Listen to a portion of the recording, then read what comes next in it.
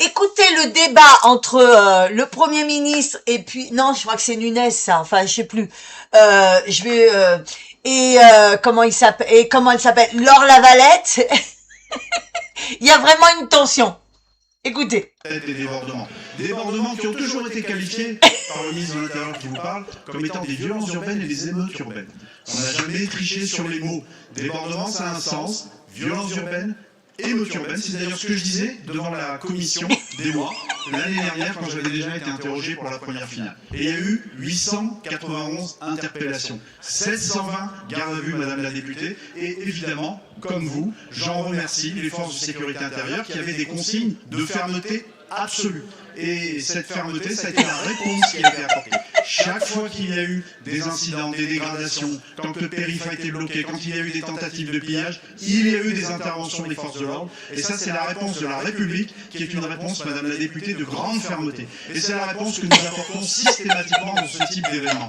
Alors oui, évidemment, je condamne fermement l'action de ces jeunes voyous, de ces casseurs, qui en marge des événements ne viennent que pour une chose, piller les commerces, dégrader, et surtout parce que cette année la particularité, c'est que plus de la moitié des actes de violence étaient dirigés contre les forces de sécurité intérieure. Certains ont été gravement blessés. Je veux rappeler que la procureure de Paris a ouvert pour tentative d'homicide volontaire. Et nous serons toujours là pour répondre fermement à ces débordements dans la rue et comptez sur moi pour maintenir ce haut degré d'instruction. Si, monsieur le député, nous donnons des instructions de fermeté, je vous renvoie à mes téléx, et à les téléx qui ont été diffusés par l'ensemble des directeurs de police et des groupements de gendarmerie. Merci, monsieur le ministre, madame la députée. Écoutez. Monsieur le ministre de l'Intérieur, nous sommes ravis d'être d'accord sur le constat, mais laissez-nous gérer parce que je peux vous assurer qu'avec nous, tout ne sera pas globalement sous contrôle, mais les Français seront en sécurité vivant 2027. Je vous remercie. Voilà. Donc vous avez entendu Laure Lavalette? Ben oui. Quand vous l'entendez parler, ils ne savent faire que ça, que parler.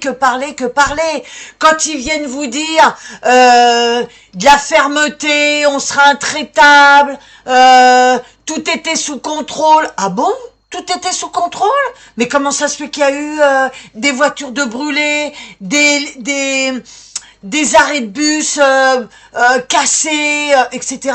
Ils doivent pas savoir ce que ça veut dire. Oui, mais c'est vrai que en général, dans la justice, ils ne savent pas ce que ça veut dire les mots, parce que quand on voit déjà perpétuité, ça ne veut pas dire la même chose. Voilà.